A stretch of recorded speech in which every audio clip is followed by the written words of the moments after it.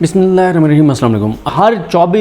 48 घंटे में एक बड़ा फैसला पीटीआई के हक़ में आएगा अदालतों से, और किसी दिन तो 24 घंटे में एक फ़ैसला भी आएगा और किसी दिन 24 घंटे में 2 फैसले भी आएंगे। देखें, मैं जब ये कहता हूँ आपको कि मैं इमरान खान को बहुत जल्द रिहा देख रहा हूँ, मैं इमरान खान को बहुत जल्द बाहर देख रहा हूँ, जब मैं ये कहता हूँ कि इमरान खान की रिहाई का 2020 शुरू हो चुका है, तो मेरे सामने ये सारी चीज़ें हैं। मैं रोज़ अदालतों में जाता हूँ, तो ये बात बड़ी वाज़ेह है कि अब ये इमरान खान को ज़्यादा देर अंदर नहीं रख सकते। जो मर्ज़ी करें अदालतों, ये जितनी मर्ज़ी गीदड़ भपकियाँ मारें, ये जितने मर्ज़ी अदालतों पर अटैक करें, जितनी मर्ज़ी धमकियाँ दें, जितनी मर्ज़ी हवाई फायरिंग करें, असल बात यह है कि ये अदालतों के अहकामात को डिफाई नहीं कर पा रहे, ये अदालतों के अहकामात को मानने से इनकार नहीं कर पा रहे। अभी तक इन्होंने कोई, हाँ प्लानिंग्स बहुत हैं, ऐलानात बहुत हैं, धमकियां बहुत हैं, लेकिन इस वक्त तक इन्होंने किसी भी अदालत के किसी भी फ़ैसले को, इन्होंने ऐसा नहीं है कि इन्होंने उस अदालत के फ़ैसले को जो है वो मुस्तरद किया हो और इन्होंने मानने से जो है वो इनकार कर दिया हो। और बाकी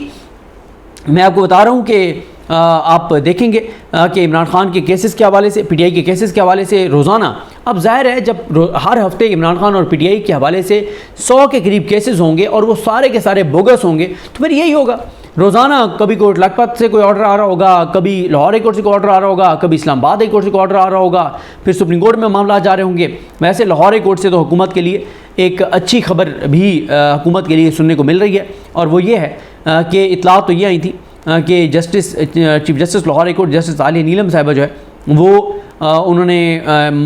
जो चीफ इलेक्शन कमिश्नर गए थे, उन्होंने इनकार कर दिया। उन्होंने कहा कि जस्टिस मलिक शहजाद अहमद खान साहब ने जो नाम दिए थे आज़ाद जजेस के, जो अपने हलफ के साथ वफादार हैं, जो अपने हलफ से वफा करने वाले हैं, शाहिद करीम साहब हों, अनवार हुसैन साहब हों और दीगर जो जजेस हैं, आसिम हफीज़ साहब समेत जो विकास रऊफ़ साहब और ये सब। लेकिन अब इतला ये है कि हुकूमत ये कह रही है कि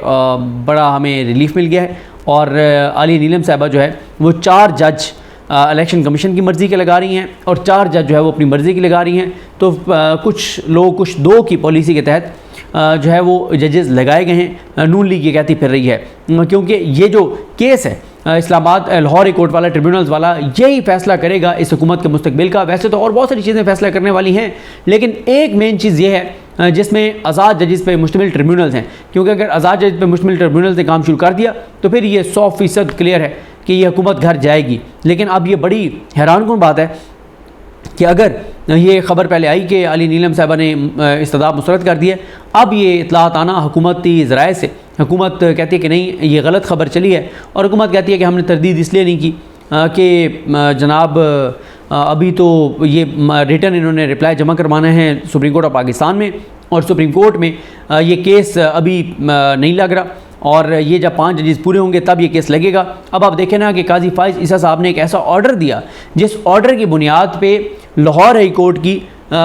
कोर्ट में ट्रिब्यूनल जो हैं उनको काम से रोका हुआ है। अब सलमान अकबर राजा साहब ने इस हवाले से की दरख्वास्त भी डाली है। उसकी वजह यह है कि काजी फाइज ईसा साहब को ये तो नज़र आता है कि नून लीग का बड़ा राइट है रिव्यू, और उसके लिए वो भाग के और बैठ गए और के रिव्यू सुनो। लेकिन काजी फाइज साहब को यहाँ पे नहीं पता कि कानून में लिखा हुआ है कि 180 दिन में इलेक्शन पिटीशन का फैसला होना है, और काजी फाइज ईसा साहब ने इलेक्शन ये पिटीशन के हवाले से जो फैसला है, इलेक्शन ट्रिब्यूनल्स के हवाले से फैसला जो है वो मुअत्तल किया हुआ है। हालांकि उस वक्त जमाल खान मंदोखिल साहब यही कह रहे थे,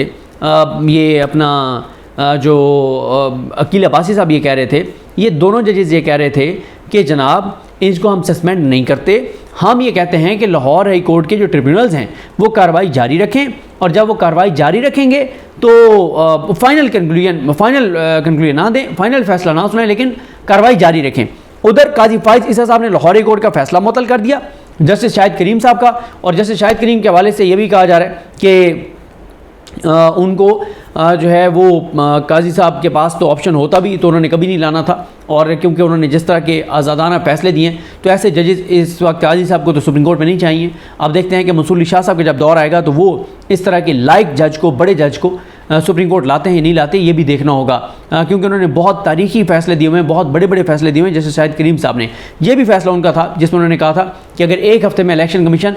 नोटिफाई ना करें ट्रिब्यूनल्स को तो 1 हफ़्ते में जो है ये फंक्शनल हो जाएंगे, और फिर रजिस्ट्रार ऑफिस इनके पास इलेक्शन पिटीशन जो है वो लगा दे। तो अब देखना होगा, ये बड़ा इंपॉर्टेंट होगा। 2 चीज़ें, पहला ये कि क्या वाकई आलिया नीलम साहिबा जो हैं वो उन्होंने 4 नाम अपनी मर्ज़ी के दिए हैं, और 4 नाम उन्होंने दिए हैं इलेक्शन कमीशन के मान लिए। अब नून लीग ये दावा कर रही है, नून लीग का ये भी हो सकता है कि नून लीग का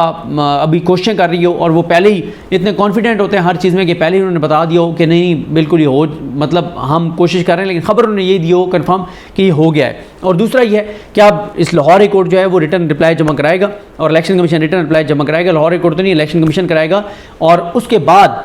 फिर फैसला होगा सुप्रीम कोर्ट ऑफ पाकिस्तान से। जब तक काजी साहब वो फैसला जो उन्होंने मुअत्तल किया है लाहौर हाई कोर्ट का, उस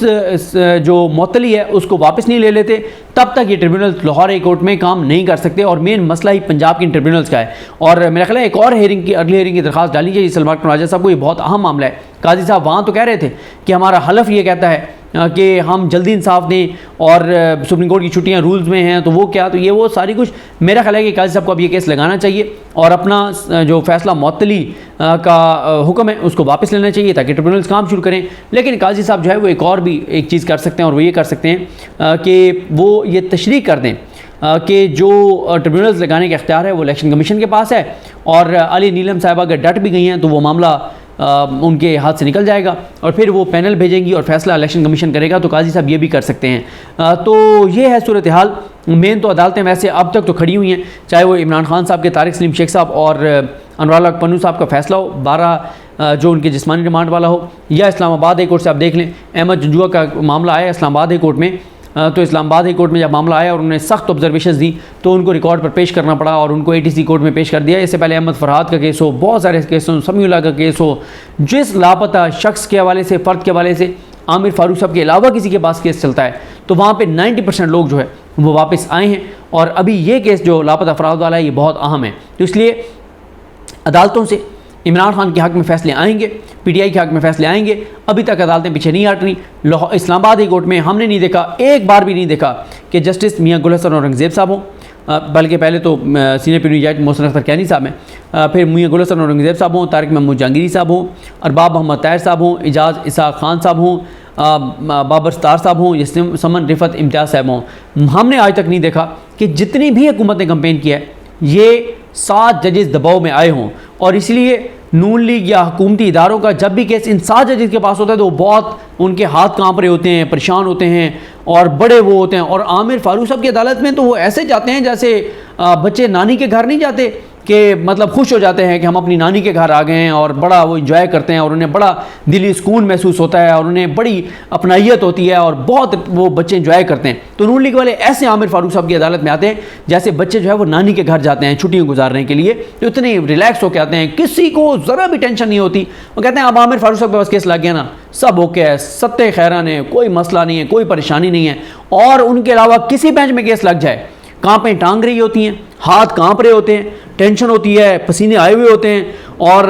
बड़े परेशान होते हैं कि पता नहीं हमारे साथ क्या होगा और हमें इम्प्लीमेंट करना पड़ेगा उनका फैसला। लेकिन आमिर फारूक साहब की अदालत से बड़े उनको सुख का सांस आता है, ठंडी हवाएं उनको मिलती हैं और बड़े रिलैक्स होते हैं, ऐसे इंजॉय करते हैं, सोए पड़े होते हैं आराम से आके बैठ के कि कुछ भी नहीं होना, कोई मसला नहीं है, कोई परेशानी, कोई घबराने की ज़रूरत नहीं है। तो बहरहाल जी एक दिन में 2 बड़े फैसले आए हैं। एक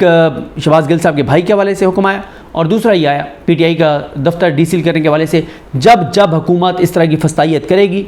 इस तरह का जबर करेगी और वो मामला इस्लामाबाद हाई कोर्ट में जाएगा तो इनको मुंह की खानी पड़ेगी, इनका गुरूर खाक में मिलेगा और इनको अदालत से झटके लगेंगे। एक दिन में 2 झटके एक ही जज की अदालत से आए हैं। कल भी कुछ केसेस लगे हुए हैं, देखते हैं चीज़ें कैसे आगे बढ़ती हैं। मुझे अपने दुआ में याद रखें। अल्लाह करीम हम सब का हामी नासरो। अल्लाह हाफ़िज़।